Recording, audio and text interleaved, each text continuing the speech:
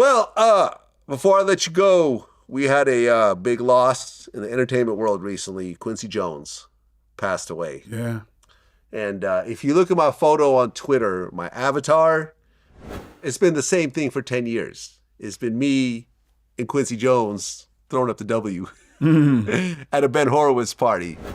I just thought that was such an iconic photo with such an iconic figure. You don't get to meet people like Quincy Jones very often. Yeah, he was sitting right next to me during my first screening of Spawn. Oh, okay. He was right here. He was right here. And man, what an amazing guy. Just his energy and everything. He was like, he was telling me about his 25-year-old girlfriend and all that kind of stuff. He was a full He tried life. to hit on my lady when we met. He said, "Ooh, you look like Kerry Washington." Right in front of me, I'm like, well, she kind of does, but You know what I think? damn, like right in front of me. All right. Yeah, these cats. What are you supposed to do? It's Quincy Jones. These cats of a certain age, man. It's just like it is what it is. Man. Yeah, what you gonna do? It's kind of like Sit your back bitch down. chose me. And like I remember he was like the flyest dude in the room. Like Yeah, he was yeah. like whatever, 80-something years old. He had like this fit on with his scarf. Yes, I'm like, sir. damn. It's cute because really what's interesting is that the reason why I even got into filmmaking and which eventually turned into YouTube was his son, Cutie3. I had done a mixtape project for his Beef series, and I hung out with him in the studio that night, and he was telling me how documentaries came together, and I said, oh, I could kind of do that. And that set off a path that eventually turned into VladTV. So, and that's Quincy's son. So in a way, Quincy's influence includes what I've done in a certain way. Nice. Not directly, but indirectly, that's part of the impact that this one man has had on entertainment. Oh, yeah. Even not intentionally. It's like he's such a big deal and his kids are such a big deal and everything's done. And I would say that he's the greatest music producer of all time. Hey, how could you not? You got Thriller. You got Yeah. Off the Wall. You Yeah. got Bad. Yep. And then you got stuff you even forget about, like the Austin Powers, theme music. That's him. Sanford and Son. Sanford and Son. Yeah. That's history. That's so much history, man.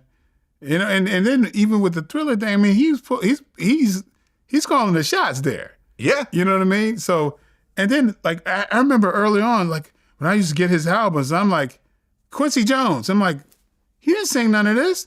And I was going, wait a minute, it's Patty Austin and James Ingram and all. But then it's like, then I understood, like, he created this stuff. He orchestrated. Yeah, but it was like, I mean, I was young, but I was like, wait a minute, how's he on the cover? But I get the power of a producer and how you do all that type of stuff. You think about his influences all over. Brothers Johnson, Tevin Campbell, you know what I mean? Even that much later. I mean, even he used to play with Miles Davis back in the day. Exactly. Like, he's got this whole jazz background. Then he Yeah. went to Europe and learned how to orchestrate music from this one woman who was phenomenal at it. And the stuff he does is so dissimilar to, it's not like he has a sound and that's just, no, he's all over the place. Yeah, all over. Rod Temperton, all the stuff that he man, yeah, Quincy, man, talk about a life, man. What a life. That cat has been all over the place, man. And it's just like you say, it touches everything. And his daughter and all that, and her act, his tentacles are all over the place, man. Yeah, man, listen, I'm honored that I got to meet him. Me too. And have a conversation with him, take a picture with him. That's something that's going to stay with me because, and it was interesting. I remember Cutie3 told me about why he stopped working with Michael Jackson. He said that when he started working with Michael, now keep in mind, when he started working with Michael Jackson, Michael was flopping as a solo artist, right? After the Jackson 5, Michael went solo and he started to just brick. He had like that album, Ben, right? Before Off the Wall, there was Ben, which was just trash, right?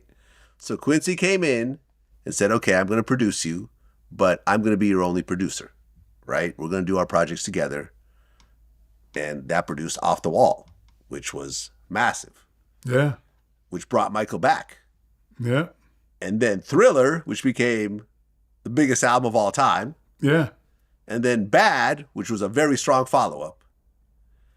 And what happened was, according to QD3, is that Michael used to sneak into the studio behind Quincy's back and was trying to put together music himself. And when Quincy found out, he said, we're done.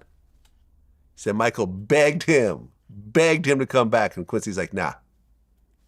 We made an agreement. You broke it. We're done. And he never went back. If you think about it, after that, Michael got after Quincy left, Teddy Riley became his producer for a while. You know, R. Kelly was doing some of his stuff. Like I Believe I Could Fly wasn't, you know, wait, no, I Believe I Could Fly is not. No. You were not alone. Okay. You Were Not Alone was R. Kelly producing Michael Jackson. Right? And then Ronnie Jerkins ended up being his last producer. Right. All these are phenomenal producers, but it wasn't what Quincy and Michael came up with. And you would think that Quincy would be like, all right, fine. You know, you learned your lesson. We'll do another album. Nah, Quincy stuck to his guns. And that was it. 3 albums, 3 classics.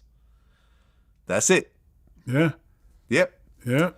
That's what it is. Michael Jai White, man. Always a pleasure. Looking forward to more movies. Yeah. You're gonna be sick of me. I got some stuff. But let me tell you, the next couple, there's something called Hostile Takeover, man. I just saw it. Yeah? I need a cameo, man, because Boosie just called me the other day. We just did an interview. I'm going to be cast as a cop in his next movie. I said, whoever does this is going to have a viral moment. Because DJ Vlad dresses the police in a movie. He's the It's going to go viral. He's the feds. He's the feds. He's the police. Man. He's undercover. He's wearing a wire. Everyone goes to jail after doing his interviews. I'm actually going to be dressed as a police officer next movie. So I'm just saying, if you got any, because I was actually supposed to be in the Outlaw Johnny Black. It just didn't happen. Yeah, it was, shoot, I forgot what happened. That's okay. Yeah, but I got something in mind. Yeah, man. Throw me in something. Yeah, you already written into something. I told you about it. Yeah, but that hasn't been. It hasn't started yet. It hasn't started yet. I want something that's potentially going to production soon. You know, just throw me in. I don't want nothing out of it. You know what I'm saying? Just throw me in. It's a nice little thing to show my family later on. Like, oh look, Dad was in a movie. There you go. You know, just like when I was in the Boondocks, I always show that to people. That's like one of the things I'm really proud of because I just love the TV show. So the fact that I was a character in the Boondocks, and you were a character in the Boondocks also. Yeah, as a few of them, few characters. Yeah, right. The martial arts guy. What was his name? Bushido Brown. Bushido Brown. There you go. Yeah, exactly. Yeah, that's what it is. Michael Jai White, man. Till next time. All right, now. Peace.